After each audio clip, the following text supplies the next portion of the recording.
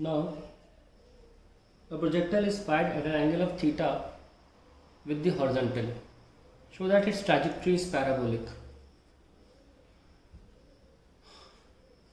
Projectile ऐसे fire किया गया है और ये u है, ये डायरेक्टेड वेलोसिटी थीटा एंगल पर, तो u cos theta and this is u sin theta.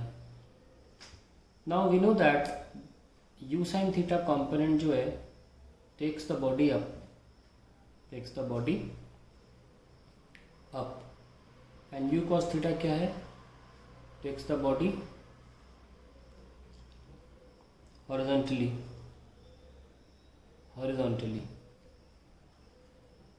ये आ गया. नाउ हमें इक्वेशन निकालनी है, सो हम वर्टिकल मोशन की इक्वेशन लिखते हैं. u वर्टिकल डायरेक्शन में t minus half gt square. So y is equals to u vertical क्या है, u साइन थीटा t, और माइनस क्यों लिया, क्योंकि डिस्प्लेसमेंट इनिशियली ऊपर होना स्टार्ट हुआ, इनिशियल वेलोसिटी भी ऊपर ही है और अकेला जी नीचे है. तो जब ज़्यादा पैरामीटर एक तरफ होते हैं हम उस तरफ को पॉजिटिव ले लेते हैं. So minus half G T square, ये हमारी पहली इक्वेशन हो गई. हॉरिजॉन्टल डायरेक्शन में मोशन कैसे करेंगे, हमें हॉरिजॉन्टल डायरेक्शन में मोशन यू कॉस थीटा करवा रहा है, इसको यू एक्स टी लिख लेते हैं और बाद में लिखेंगे you cos theta into T. तो हमारे पास ये दूसरी इक्वेशन हो गई. हमेशा ध्यान रखना, जब भी हमें पैराबोला साबित करना होगा, पैराबोला साबित कर रहे हैं मतलब ग्राफ को एक्सप्लेन कर रहे हैं, यानी कि ग्राफ y और x के बीच में बनाया जाता है पैराबोला. तो हमें इस दो इक्वेशन को ऐसे मर्ज करना है कि टाइम को हम हटा सकें, टाइम को एलिमिनेट कर सकें. अब यहाँ से टाइम एलिमिनेट करके यहाँ रखना बहुत मुश्किल है, क्वाड्रेटिक है, ये सिंपल है. यहाँ से टाइम लो, x upon u cos theta लिख लो और यहाँ पुट कर दो. y equals to u sine theta into x upon u cos theta minus 1/2 g x square by u square cos square theta, क्योंकि टी स्क्वायर था ना, टी स्क्वायर क्या हुआ, x square by u square cos square theta, वही put कर दिया मैंने.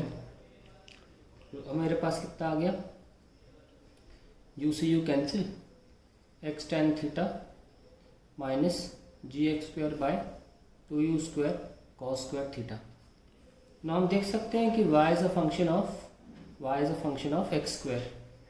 इसका मतलब इक्वेशन क्या है, पैराबोलिक हुई. तो ये साबित करता है इस बात को कि ये ट्रैजेक्टरी जो है वो पैराबोलिक होगी.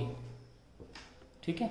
ना अगला है obtain the expression for maximum height, time of flight and horizontal range. तो देखिए प्रोजेक्टाइल हमारा ये है और फाइनल वेलोसिटी यहाँ कितनी जाएगी, 0. और क्योंकि डिस्प्लेसमेंट वर्टिकली हो रहा है तो हम वर्टिकल वेलोसिटी भी लेंगे. तो मैक्सिमम हाइट के लिए यहाँ जगह निकाल लेते हैं, थोड़ी पेज पर जगह है. It will be vertical velocity is equals to vertical velocity, ऊपर जा रहे हैं ना 2hg, और हम हाईएस्ट पॉइंट पे 0 रखेंगे फाइनल वेलोसिटी को, इसलिए हमारा यहाँ पे एच मैक्स लिखा जा सकता है. हमने 0 रख दिया, 0 का मतलब है कि हम हाईएस्ट पॉइंट पर हैं. और वर्टिकल वेलोसिटी इनिशियल कहती है यू साइन थीटा का square minus 2g h max.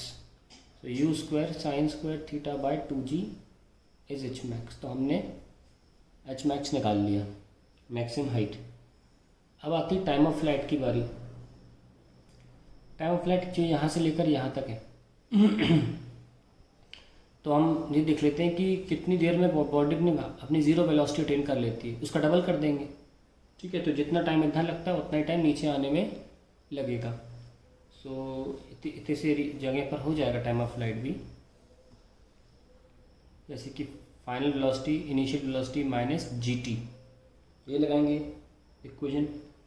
तो फाइनल वेलोसिटी 0 कर देंगे तो initial velocity u sine theta minus g t आ गई. तो टी कितना आ गया, u sine theta by g. तो टोटल टाइम कितना जाएगा, twice 2u sine theta by g. ये इतना इंपॉर्टेंट पार्ट नहीं है, मोस्ट प्रोबेबली सबको आता है ये 3 चीज़ें निकालना, इसलिए मैं इम्पोर्टेंस नहीं दे रहा हूँ उस पार्ट को. सबको आता है, सब बुक्स में भी रहता है, nothing to think about. And finally we have the range, जो रेंज इधर होती है वो बिना एक्सेलरेशन के इस वेलोसिटी से होती है। तो आप बिना एक्सेलरेशन वाला हम लगा सकते हो distance speed into time. Speed कितनी u cos थीटा और टाइम ये है कैपिटल T, पूरा टोटल टाइम जो 2T निकालते हैं। So you can write u cos theta into 2u sin theta by g। So finally you have u square sin 2 theta by g। So these are the 3 formulas you have। सिवाय पहले part के कोशिश करिएगा कि B part आप खुद ही कर सकें। हमारा एक और पार्ट इसमें इंक्लूडेड है, वो है at what angle of theta is the horizontal range maximum. तो आप देख सकते हैं कि हमारा जो आर का फॉर्मूला निकल के आया है उसमें फॉर्मूले में क्या है, u square sine 2 theta by g. अगर साइन 2 थीटा मैक्सिमम हो जाए तो आर मैक्सिमम हो जाएगा। भाई यू और जी तो फिक्स हो गए, हमने जिस ताकत से देख सकते थे फेंक दिया। अब सारा का सारा डिपेंड करता है साइन 2 थीटा पे। अगर साइन 2 थीटा मैक्सिमम हो जाए तो फिर बात बन सकती है। कब होता है मैक्सिमम साइन 2 थीटा? कोई भी साइन थीटा फंक्शन मैक्सिमम 1 पर, उसकी मैक्सिमम वैल्यू 1 हो सकती है। तो यहाँ लिख सकते हैं कि साइन 2 थीटा भी अगर 1 हो जाए, ये 1 कब होगा जब 2 थीटा कितना होगा 90 डिग्री। तो answer is theta equals to 45 degree. तो जब 45 डिग्री पर कोई बॉडी फेंकते हैं तो मैक्सिमम रेंज अटेन करती है। और इसीलिए लॉन्ग जंप, जितने भी लोग लॉन्ग जंप ओलंपिक्स में जाते हैं उनका मेन यही होता है ट्रेनिंग में, that it try the level best to have a lift at an angle of 45 degree। so remember this point that 45 degree पर आपको मैक्सिमम रेंज प्राप्त होगी।